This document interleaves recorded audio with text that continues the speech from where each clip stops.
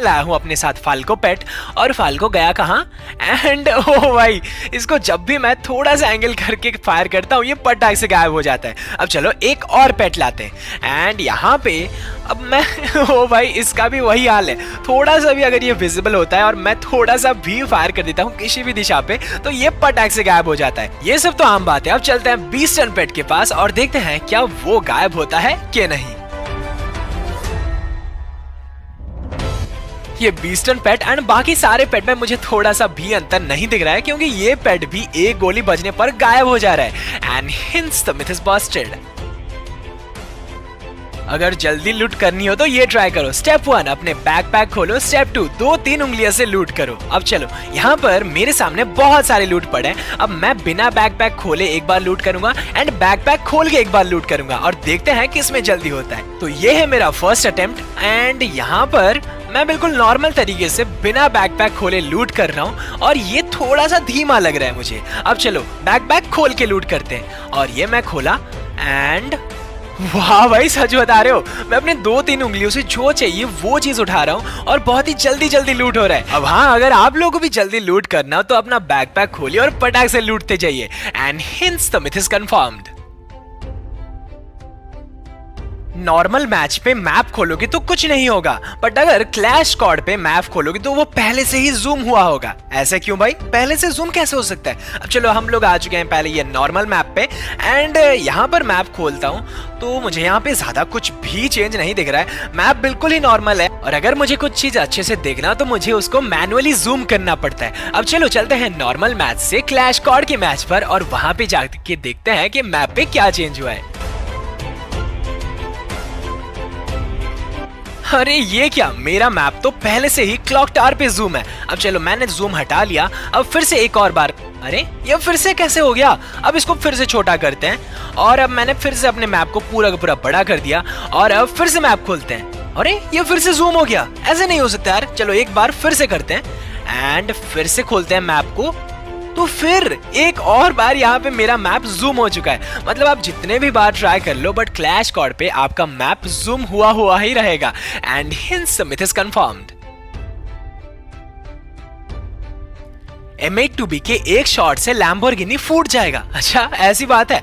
Okay, तो मेरे सामने अभी है एक बाइक और चलो एक दो गाड़ी को फोड़ते हैं, उसके बाद चलते हैं लैम्बोर्गिनी के पास। अब ये बाइक को एक शॉट में, वाह भाई अब ये गाड़ी तो एक शॉट में फूट गया। अब चलते हैं किसके पास? वो खटारे टुक टुक के पास चलते हैं। ओके, तो यहाँ पर टुक टुक, वाह यार, एक गोली में टुक टुक भी फट गया। अब तो भाई फाइनल टेस्ट देना ही पड़ेगा और वो भी लैम्बोर्गिनी को। अब यहाँ पर मेरे सामने खड़ा है एक लैम्बोर्गिनी और मेरा दोस्त जब इसको एक शॉट मारता है और इस पे कुछ नहीं होता। वाह यार, ऐसे थोड़ी हो सकता है। अब चलो दूसरा शॉट मारते हैं एंड वाह यार, लैम्बोर्गिनी एक शॉट नहीं दूसरे शॉट में फटता है। तो ना यार, एक दो गाड़ी तो एक गोली में फट जाते हैं बट ये लैम्बोर्गिनी को फोड़ने के लिए M8-2B के 2 शॉट मिनिमम चाहिए। And hints the myth is Busted. किसी भी ऊंचे जगह से नीचे कूदते वक्त क्रोनो के शील्ड को एक्टिव करना और देखना क्या होता है। ओके, तो मैं आ चुका हूँ सबसे ऊंची जगह पर और यहाँ पे मैंने क्रोनो का शील्ड एक्टिव तो कर लिया बट मेरा शील्ड जो था वो ऊपर ही अटक गया। अब चलो एक दो बार और ट्राई कर लेते हैं और ये छत के ऊपर से, वाह यार, ये तो बड़ा सा फुटबॉल की तरह दिख रहा है और ये पूरा ऊपर अटक गया है और बहुत ही सुंदर दिख रहा है। चलो यहाँ पर से मैं जब कूदता हूँ नीचे तो एक और बार ट्राई करते हैं। ये देखने में बड़ा ही मजेदार दिख रहा है, ऐसा लग रहा है जैसे घर के टॉप पे एक फुटबॉल, बड़ा सा फुटबॉल रखा हुआ हो। And hints the myth is confirmed. Lobby पे जो वन पंच मैन का हाथ है, अगर आप नॉर्मली उसके पास जाते हो तो आप टकरा जाते हो बट अगर आप फिस्ट करते करते उसके पास जाओगे तो आप नहीं टकराओगे। अब देखो, सच बता रहा हूँ, मुझे इसके बारे में उतना ज्यादा ज्ञान है नहीं। अब मैं आ चुका हूँ नॉर्मली लॉबी पर और अगर मैं सीधा भागते भागते उसके पास जाता हूँ तो वो मुझे बहुत दूर फेंक देता है। अब चलते हैं फिस्ट करते करते। अरे ये शायद से थोड़ा सा गलत हो गया। अब फिर से एक और बार फिस्ट करते करते चलते हैं और अरे इसने मुझे फिर से फेंक दिया। अब मुझे लगता है ये इस दुनिया में नहीं होता, दूसरी दुनिया में होता होगा। चलो वो वाले दुनिया में जाते हैं और यहाँ पर ट्राई करते हैं, देखते हैं क्या होता है।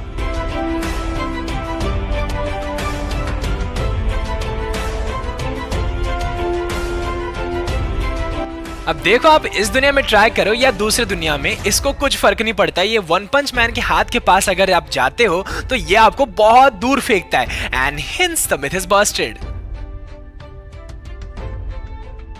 टकले का हेड नॉर्मल हेड से ज्यादा डैमेज लेता है। अब ये अगर होता होगा तब तो बहुत बड़ी परेशानी की बात आ जाएगी। अब मैं आ चुका हूँ ये क्लैश स्क्वाड पे। अब मेरे अपोनेंट में आया है मेरा दोस्त और वो आके अभी मेरा खोपड़ी फोड़ेगा। अब देखते हैं उसके गन से मेरे खोपड़ी को कितना ज्यादा डैमेज पड़ता है। और यहाँ पर उरी भाई एक शॉट पे मर गया क्या?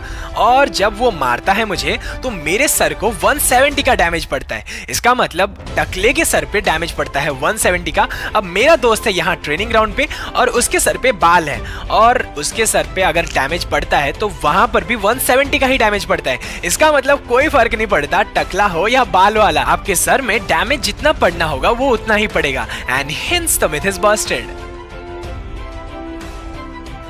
सबसे बड़ा मिथ, अपने गेम में जो कार है वो लैम्बोर्गिनी नहीं है, वो मैक्लारेन 720S है। अब चलो, हमारे गेम में है ये वाला कार, मतलब इसको हम लैम्बोर्गिनी बोलते हैं। अब ये है साइड बाय साइड लैम्बोर्गिनी और एक साइड है मैक्लारेन 720S। अब मुझे जितना लग रहा है हमारे गेम का जो मॉडल है वो भी ज्यादा से ज्यादा मैक्लारेन 720S से मिलता जुलता है। अब आप लोगों को क्या लगता है? आप लोग अपना ऑनेस्ट ओपिनियन नीचे कमेंट पे हमको दे सकते हो। And hints the myth is confirmed.